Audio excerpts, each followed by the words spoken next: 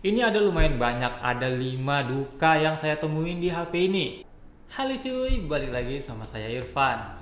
HP yang nyari sempurna di harganya, ini dia Infinix Zero 35G. HP ini di launching di harga 4.099.000 di tanggal 27 Oktober kemarin.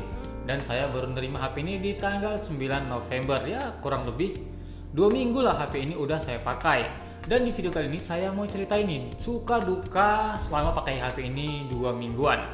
Ya walaupun tadi di awal video saya bilang HP ini nyari sempurna, tapi memang nggak ada HP yang sempurna cuy. Dan HP ini menurut saya masih ada kekurangan yang cukup mengganggu banget. Tapi sebelum kita lanjut, boleh dong untuk subscribe channel YouTube Gadget biar cepet 100k subscriber. Dan jangan lupa juga nyalakan lonceng notifikasinya biar kamu gak ketinggalan info menarik seputar gadget dari saya. Ya udah, nggak usah basa-basi, langsung aja kita bahas dulu suka-sukanya pakai HP ini. Jadi dukanya ntar terakhir aja, kita bahas dulu enak-enaknya. Suka yang pertama, saya jelas banget suka sama spesifikasi layarnya cuy. HP ini sudah menggunakan panel AMOLED dengan desain curve yang bisa dikatakan paling murah di range harganya. Walaupun ada HP curve yang lebih murah dari smartphone yang satu ini, seperti Itel S23 Plus yang dibanderol di harga 2 jutaan. Tetapi dari segi spesifikasi layarnya sangat berbeda jauh. Ya dibandingkan sama Infinix Zero 35G, di Itel S23 Plus masih menggunakan layar dengan refresh rate 60Hz dan kecerahan maksimumnya hanya 500 nits saja. Sedangkan di layar Infinix Zero 35G ini menggunakan refresh rate yang cukup mengagumkan 144Hz dan kecerahan maksimumnya sampai 950 nits. Jadi buat kamu yang kerjanya di luar rumah atau outdoor, jangan sangsi takut kegelapan HP ini di bawah sinar matahari, karena HP-nya lumayan nyaman untuk dipakai di outdoor cuy. Terus suka yang kedua ada di bagian sektor kameranya. Gimana enggak ya? Nilai jual HP ini itu ada di bagian kameranya. Jadi kamera pada smartphone yang satu ini sudah mempunyai spesifikasi yang menurut saya sangat wah banget. Smartphone ini mempunyai 3 kamera di bagian belakang dengan resolusi kamera utamanya itu sampai 108 megapiksel. Dan ada juga fitur kamera ultrawide dengan resolusi yang cukup lumayan 13 megapiksel. Terus ada kamera tambahan atau kamera ya gimmick lah kalau dibilang, resolusinya 2 megapiksel. Tapi yang gak kalah keren ada pada kamera selfie-nya yang beresolusi 50 megapiksel. Wow gila. Gak cuman itu, smartphone ini juga sudah support perekaman video hingga 4K 60 fps untuk main kameranya dan selfie kameranya cuy. Jadi dua-duanya tuh udah support 4K 60 fps, kece nggak? HP ini juga udah dilengkapi dengan fitur OIS atau Optical Image Stabilization yang ngebuat hasil video jadi lebih stabil dan lebih smooth kayak video yang satu ini. Dan ini dia untuk hasil kameranya Zero 30 5G, stabilisasi aktif dan resolusinya 4K 60 fps, smooth, cakep. Cuman dia ada kelemahan, nanti deh kelemahannya di bagian duka-duka.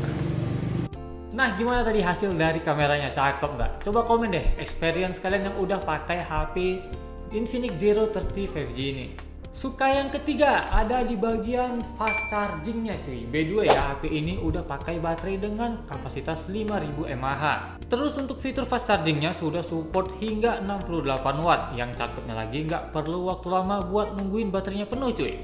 Hanya butuh waktu 30 menitan untuk ngecas sampai 80%. Nah cocok banget nih buat kamu yang suka ngonten dan sering kehabisan baterai. Jadi nggak butuh waktu lama tuh ngecasnya buat sampai baterainya full kembali.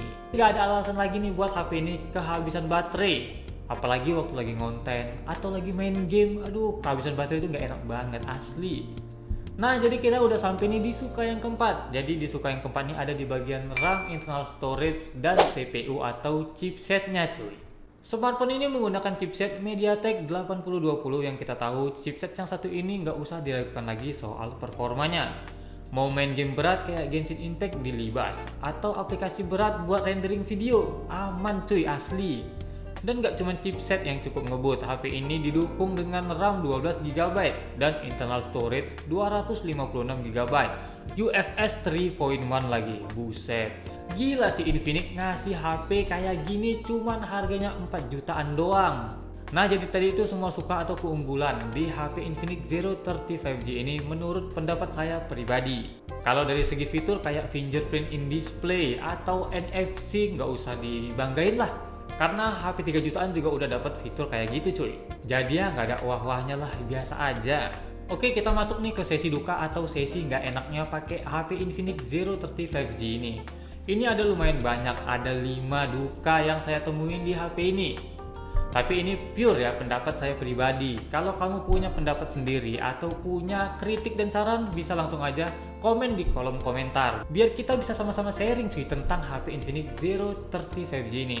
Jadi buat yang baru aja mau beli HP dengan budget 4 jutaan, biar nggak salah pilih ngambil HP ini.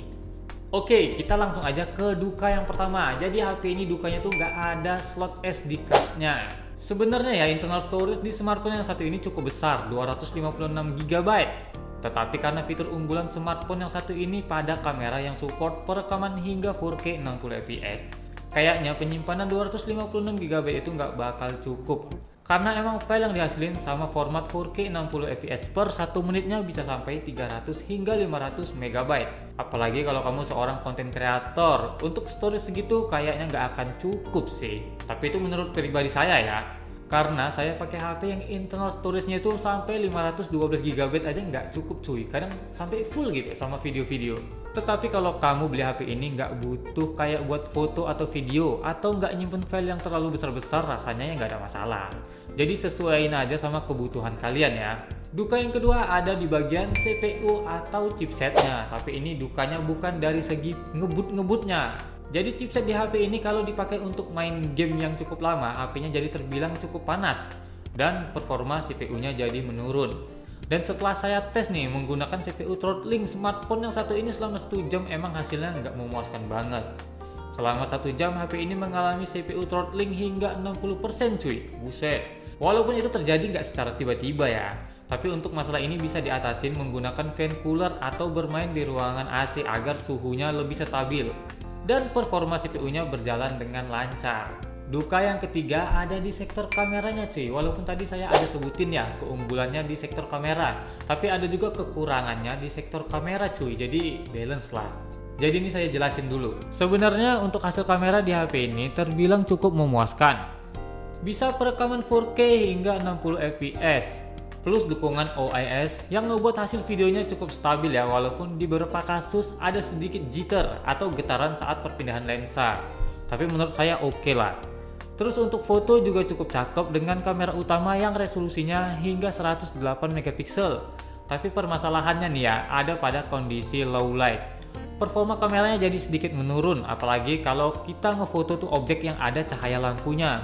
Hasilnya jadi kayak ngeblur gitu cuy, dan cenderung warnanya warm atau kekuningan. Saya udah coba beberapa opsi seperti mode malam dan hasilnya juga bisa dibilang kurang memuaskan.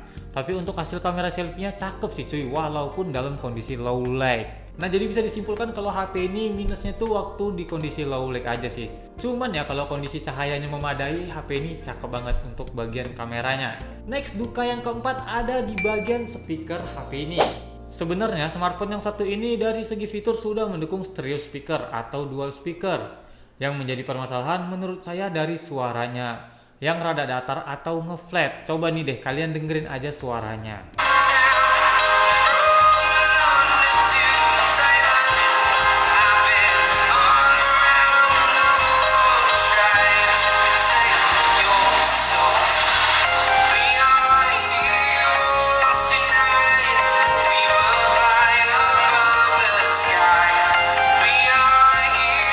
Next, duka yang kelima, di HP ini lumayan banyak aplikasi bloatware-nya cuy.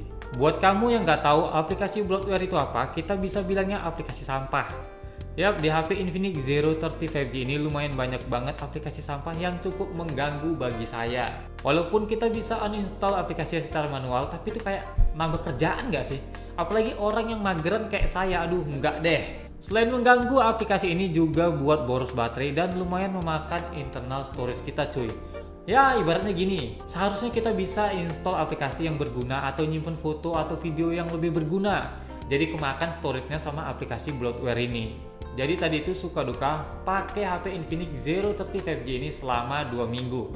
Tapi itu versi saya ya, kalau kamu punya pendapat lain atau versi lain, atau punya kritik dan saran, bisa aja langsung komen di kolom komentar. Lumayan lah buat bahan sharing-sharing buat teman-teman yang baru mau beli HP Infinix Zero 30 5G ini cuy. Yaudah, sampai di sini video kali ini. Buat yang gak suka bisa langsung aja dislike, tapi buat yang suka bisa langsung aja like dan subscribe akun YouTube ini. Dan jangan lupa juga nyalakan lonceng notifikasinya biar kamu gak ketinggalan info-info menarik seputar gadget dari saya cuy. Thank you and see you next video cuy. Bye.